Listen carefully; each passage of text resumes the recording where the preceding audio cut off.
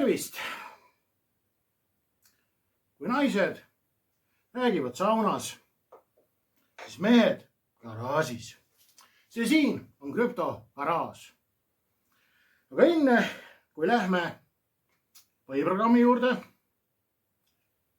tuleb täita kohustuslik osa. Tähelepanu! Tegemist ei ole finantsinvesteeringu või infoga. Mul puudub igasugune haridus ja ka kogemus. Tegu on välja mõeldud muinaslooga, mille tegevus toimub 7 maa ja mere taga banaanimaailmas, banaanivabariigis. Kõik saate tegelased ja kohad ja jututeemad on välja mõeldud uimas olles. Ja kui on muinasloos mingeid sarnasursi päris eluga, siis on see juhuslik. See saade ei ole mõeldud ei naistele ega lastele. Antud saate tegija kasutab vulgaarset keelt ja on väga labane. Iga kord, kui saade hakkab, suitsetan ma kommileevi, vanu rehve ja joon puubeeritust. Ja kõik see, millest ma räägin siin, saadetakse mu pähe meditatsiooni teelt. Krüptovõti Marta poolt. Tänan tähelepanu eest.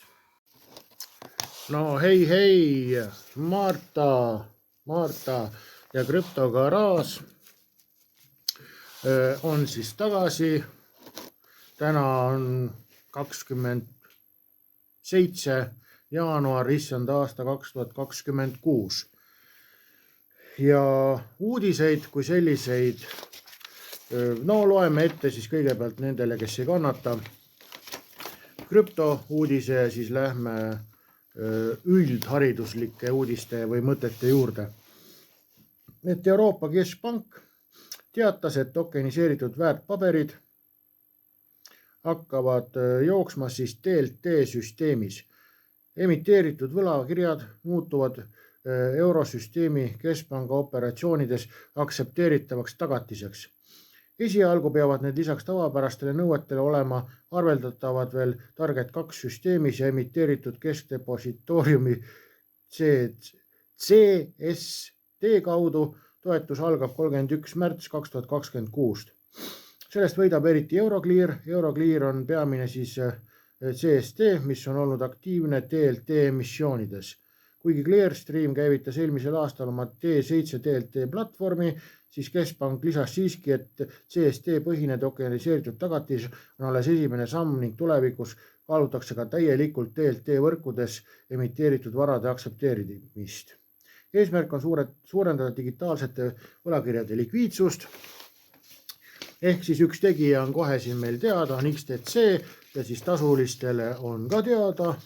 Need, kes mulle ikkagi raha maksavad, nendele on ka teada. Siis üks selline bänger krüpto, mida väga keegi ei tea.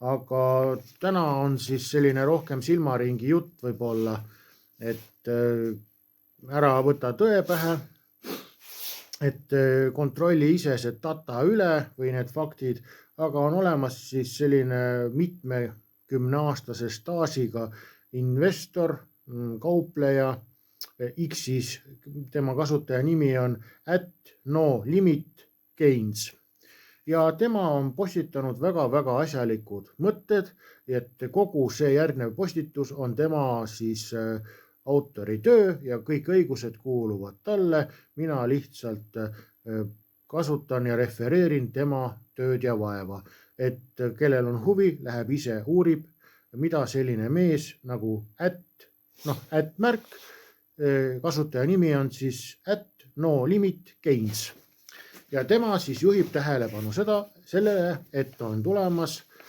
midagi hullemat kui 2008 ja loeme siis härra mõtteid ette, mis ta on kirjutanud, et valitsus USA siis uuesti sulgeb, Valge Maja on täielikus kaos. Miks? Sest nad on kaotanud kontrolli ja mustrid siis mida härra näeb, on järgnevad. Mustrid karjuvad aasta 2008. Keskpanga erakorraline repo rajatis nägi tohutut hüpet. Repo on siis selline kuradi võlgade ja selline kuradi skämm, kus on niimoodi, et iga 24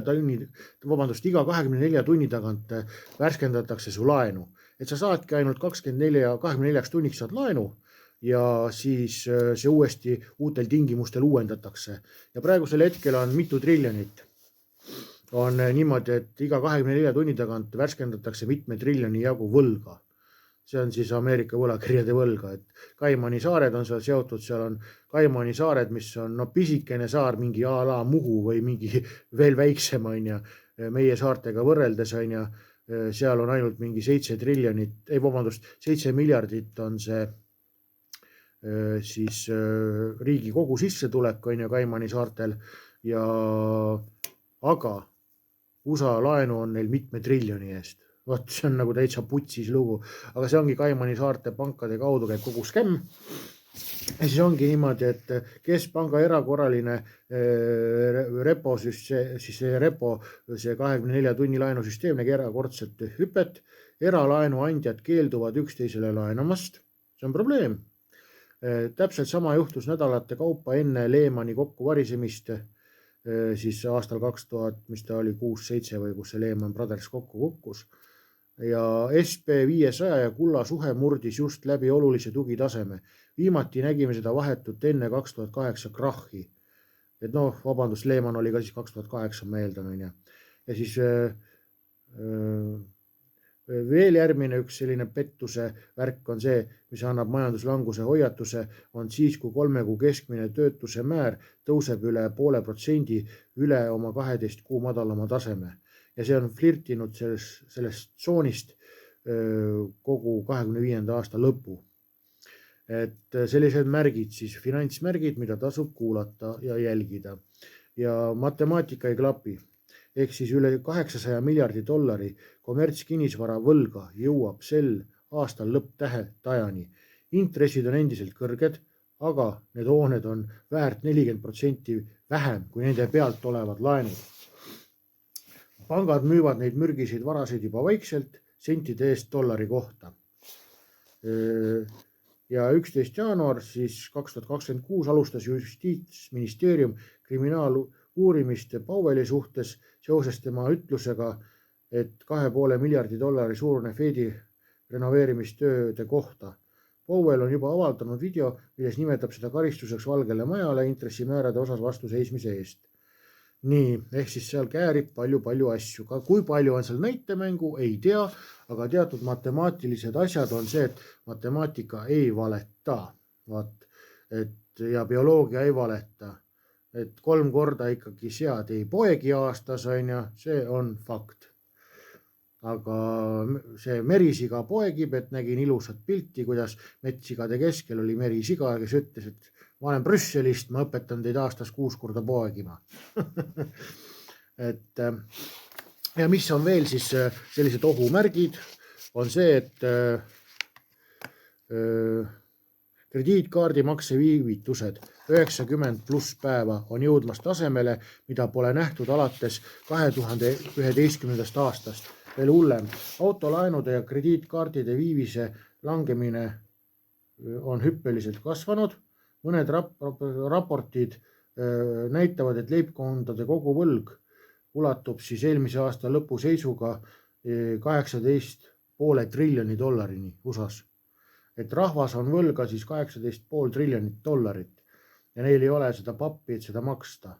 Ettevõtete pankroti menetluste arv kasvas siis 26. aastasse minnes aastaga ligi 12%.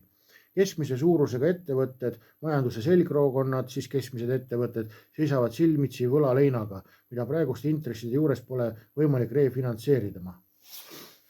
Aga tegelik lugu on dedollariseerimine, et dollar nõrgeneb, see on omakorda probleem ja praegusel hetkel on siis näitajate puhul on need rahval meeletud võlad, raha ei ole, et oleme siis väga huvitavate ajalooliste pöördepunktide nagu ristteel ja selle tõttu ma arvan, et see krüpto võib ka veel kas nüüd plahvatuslikult kukkuda või plahvatuslikult tõusta, sõltub kumba pidi neil vaja on.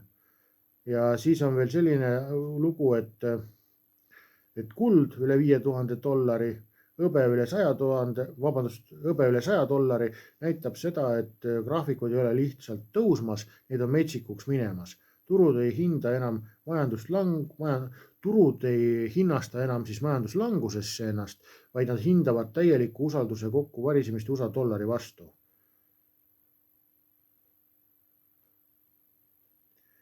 Ja siin on siis, mis juhtub järgmisena, kui kaks maailma vanimat rahavormi liiguvad samal ajal nii, ehk siis hõbe kuld, on see märk, et midagi on katki. Hõbe on ühe sessiooniga tõusnud 7% jõuliselt kullale järel jõudes. Inimesed ei osta metalle sellepärast, et nad tahaksid, nad ostavad, sest kardavad hoida ükskõik midagi muud. Ehk siis kardavad hoida paberraha, sellepärast ostavad inimesed metalle. Ja asi läheb hullemaks. Hind, mida sa ekraanil näed, ei ole isegi päris hind. See on hind, mida ollakse nõus maksma paberlubaduste eest, ilma et keegi füüsilist metalli puudutakski. Hiinas palju õnne, kui saad ühe untsi füüsilist hõbedat alla $134, Jaapanis vähemalt 139. Ehk siis kõik selline paberite peal kauplemine on jah, meil mingi $100–110 ringis hõbe, aga reaalselt, kui keegi tahab sulle täna Aasias füüsiliselt kulda loovutada, siis pead maksma ikkagi vaata, et sinna $150 kanti juba täna. Et reaalsed väärtused on ikkagi midagi muud, mis toimuvad siis raha versus kuradi metallid inimeste vahel, mitte see, et mingi kuradi arvutist klõpa ja oled jõle häkker ja liigutad neid pabernumbreid, et see asi enam ei tööta. Aktsiaturud hakkavad veritsema, kui aktsiaturud hakkavad veritsema, on suured fondid sunnitud müüma oma kulda ja hõbedat, et katta kaotusi tehnoloogia ja AI sektoris. Ära lase end petta, metallid ei kuku kokku, see on sunnitud likvideerimine enne, kui lähme kõrgemale. Ehk siis koristatakse ära neid kuradi likviidsust alt, et minna kõrgemale. Ja siis on selline väide tema poolt, et ma ei ole mingi, ma mõnitan küll siin oma saates Bitcoini tolasid, aga konkreetselt ma mõnitan neid tolasid just, et Bitcoiniga pappi teha, see on täitsa okei asi, raha tegemiseks on okei asi, vaata, et kui teed siin mingid kauplemistehinguid, mul ei ole selle vastu midagi, ma ei mõnita seda, ma mõnitan neid kuradi vendasid, kes lasevad kuradi silmad punnis, vaata, hapnik on otsas, et nii tore on see Bitcoin, Samamoodi ma ütlen, et pole see mingi kuradi Ripple ka tore asi, ega XRP pole ka tore asi, ükski krüpto ei ole tore asi, vaata, et kuradi tee põrgusse on ka sillutatud heade kavatsustega ja pidagi seda meeles. Aga siin ta ütleb nüüd oma artiklis ära, et siin 30 jaanuar võib saada väga märkimisväärseks Bitcoinile ja ma eeldan siis ka kogu krüptoturule, et kuna Bitcoini on hetkel tehingutega surutud alla, ehk siis hedge fundid. Näiteks on niimoodi, et graafikud näitavad seda, et ja see siis müügitehingute data ja näitab seda, et 30 jaanuar lõpeb ära siis meeletu see hedžimine. Hedž tähendab seda, et avad tehingu ülesse, avad tehingu alla, et sul ongi nagu null seis, ja siis vaatad, et kui palju sa mingi kuradi tehinguga või kummal pool hakkad sa kasumit teenima, siis vastaspoole tehingust lülitad välja, on siis selline hedžimine. Ja praegu ongi niimoodi, et 30 jaanuar saab läbi siis meeletu arv tehinguid, mis on müüdudki langusesse ammu tagasi. Et 30 jaanuar lõpeb ära siis see langusele müük väga suures osas ja siis hakkab alles nägema, mida võib Bitcoin teha, mida võib krüptoturg teha. Et ilmselgelt, kui Bitcoin on müüdud niimoodi langusesse, reaalselt langusesse, siis on väga suur tõenäosus, et on terve turg müüdud langusesse, et selles ei olegi mingit kahtlust, ja et siis hakkab nüüd selguma, mis hakkab siin jaanuari lõpupäevadega nüüd tulema, veebruari algusega, et USA-s on asjad perses, kuna ta on võlgu palju tervele maailmale, siis terves maailmas kisub asi huvitavaks, on ju. Ja kuna need krüptoturud on alla müüdud, reaalselt alla müüdud, et need inimesed, kes on müünud seal omal ikkagi, suured issid on müünud turu langusesse ja praegu nemad teenivadki selle pealt raha, et turg kukub ja ilmselgelt on lugu selline, et kui nüüd nendel see soov lõpeb alla müüa, siis hakkame alles nägema, mis saab edasi. Nii et kas me tõuseme või me langeme veel ja mida teevad siis ülejäänud need igasugused aktsiaturud, metalliturud, et kõik hakkab alles siin nagu lähipäevadel, ma eeldan, kuidagi nagu selgemaks saama, aga midagi garanteerida ei saa, sest kui neil on vaja, siis nad jooksutavad ka selle Bitcoini ja terve krüptoturu kas või nulli, ütlen mina. Aga pudrutasin siin mingid kuradi mõtted, panin tänase kohta nagu linti, et elate üle, mõelge kaasa, uurige ise juurde, postitage ja olge ilusad ja tšau, pakaa, näeme garaažis.